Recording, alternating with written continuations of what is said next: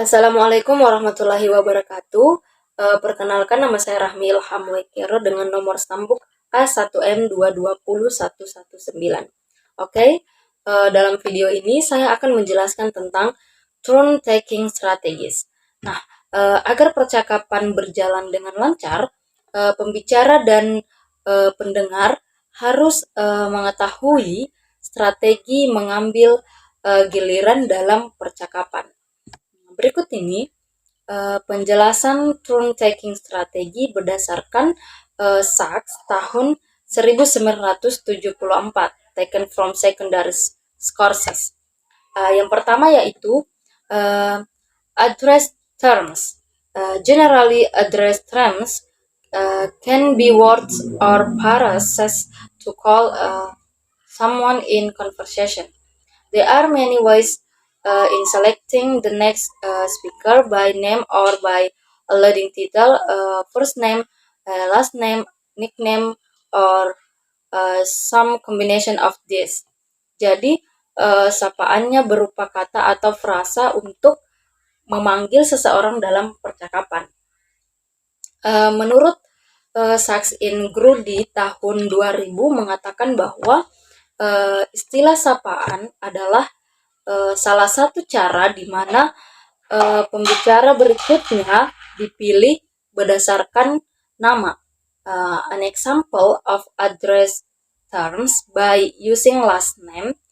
Jadi dalam contoh yang tertera di PowerPoint itu ibunya mengatakan, I told you to come to me as soon as possible, Sam. Jadi itu adalah contoh address terms dengan menggunakan nickname, di mana ibunya di situ memanggil Sam Smith dengan panggilan Sam. Kemudian yang kedua yaitu post completer. Nah, post completer is produced by the first speaker when the next speaker does not begin to talk. Jadi post completer itu mengulang ucapan, di mana post completer itu bisa menjadi sebuah pertanyaan seperti mengatakan did not you hear me, or are you following me? It is used to make the next speaker give a response. For example, misalnya seorang guru mengatakan simple present tense is used to describe fact and habit. Any question? Kemudian siswa tidak merespon atau tidak memberi jawaban, sehingga gurunya mengatakan are you following me? Gitu. Oke. Next, yang ketiga yaitu utterance in completer. Utterance in completer is the technique used by speaker who want to continue talking in the past. There are some items used to be seen that the speaker want to continue the speaking. There are items such as but, and, however, and other clause connectors. Jadi penggunaan ujaran completer ini tidak selalu berhasil karena pembicara selanjutnya menginterupsi pembicara saat ini. For example, seperti yang terlihat di PowerPoint, the main activity of this event is sharing with the guest star, and I hope the commit can handle it in order to flow well. Jadi dalam kalimat tersebut kata dan di situ to give more information. Oke, itu saja dari saya. Wassalamualaikum warahmatullahi wabarakatuh. Strategi yang keempat adalah incompletion marker. Menurut Sachs in Coulthard tahun 1977, incompletion marker digunakan untuk menekan giliran.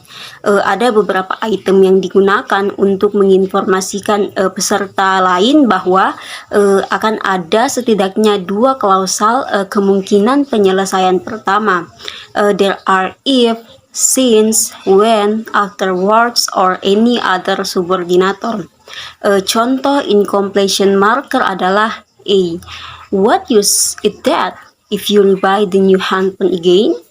B.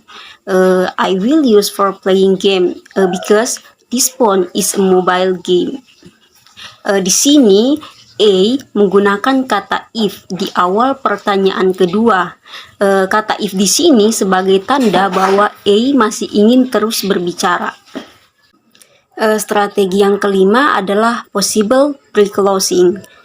Menurut Sachs dan Saveglove tahun 1973, possible pre-closing adalah ucapan-ucapan yang menempati giliran tanpa menghasilkan topik baru dengan memberikan kata alright, okay, well, so, or some final greeting with down intonation which typical of closing.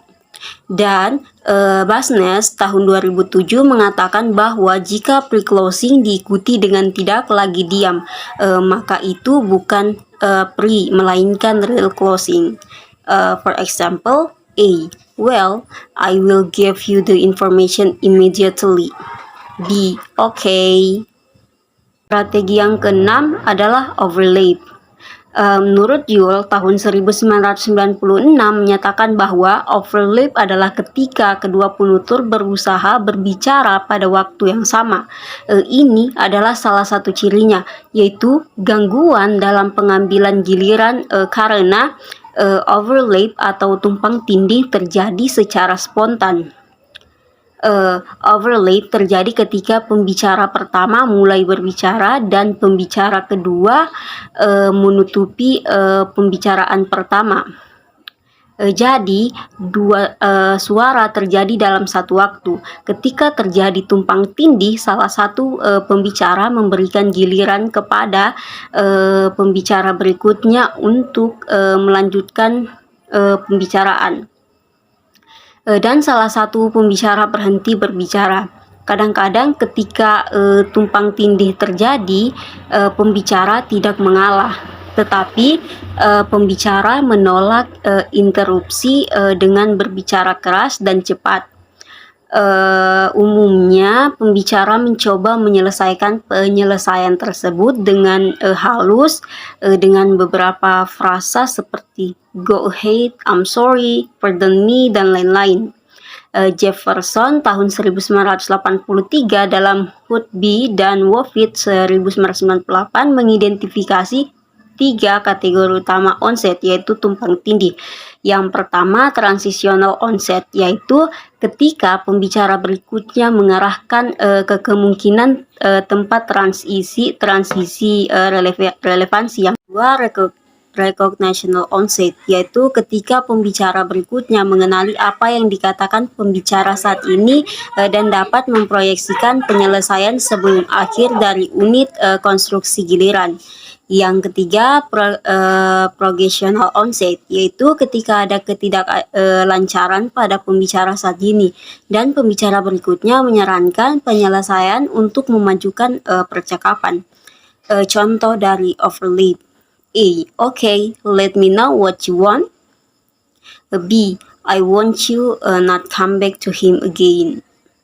Di sini tumpang tindih adalah permulaan pengenalan karena B mengenali apa yang dikatakan pembicara saat ini. Jadi B mencoba untuk berbicara sebelum pembicara saat ini mengakhiri giliran. Bismillahirrahmanirrahim. Assalamualaikum warahmatullahi wabarakatuh. Perkenalkan, saya Fitra Ahmadani dengan NIM A1M220099. Di sini saya akan melanjutkan materi dari strategi talk talking. Adapun strategi berikutnya yaitu yang ketujuh, strategi teknik perbaikan. Hutby dan Woffitt menjelaskan bahwa sistem perbaikan adalah sumber daya yang digunakan untuk menangani berbagai peristiwa percakapan, serta untuk mengidentifikasi kesalahan dan melakukan koreksi. Pemilihan kata yang salah, lidah terpeleset, salah dengar, kesalahpahaman, dan sebagainya adalah masalah dalam percakapan. Jadi untuk menangani hal tersebut, pembicara perlu menggunakan strategi penting. ada 4 strategi, yaitu yang pertama perbaikan sendiri yang diprakarsai sendiri. Dalam perbaikan sendiri yang dimulai sendiri, pembicara saat ini menghentikan apa dia atau dia mengatakan untuk berurusan dengan sesuatu yang sedang diperlakukan untuk mengatakannya. Jadi perbaikan ini dimulai dan dilakukan oleh pembicara dari sumber masalah. Contohnya, saya akan menemui mereka hari ini, maksud saya malam ini. Oke, saya akan segera ke sana. Kemudian perbaikan sendiri yang diprakarsai oleh orang lain. Perbaikan ini dilakukan oleh pembicara dari sumber masalah, tetapi diprakarsai oleh pembicara atau penerima lain. Dalam situasi ini, pembicara berikutnya tidak mendengar atau tidak mengerti apa yang sedang berlangsung, kata pembicara dengan jelas. Contohnya, saya baru saja menonton film Maleficent di Mall di Noyo. Film Maleficent, ya, itu film yang bagus.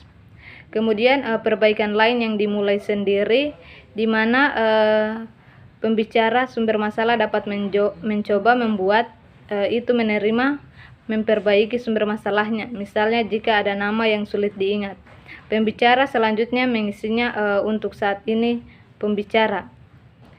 Reisa menyatakan bahwa dalam perbaikan lain yang dilakukan sendiri menunjukkan kesalahan dalam pembicaraan, tetapi mitra adalah orang yang menyelesaikan masalah. Contohnya, saya perlu segera mengecek mencetak file ini. Saya perlu flash disk. Iya, benar, flash disk.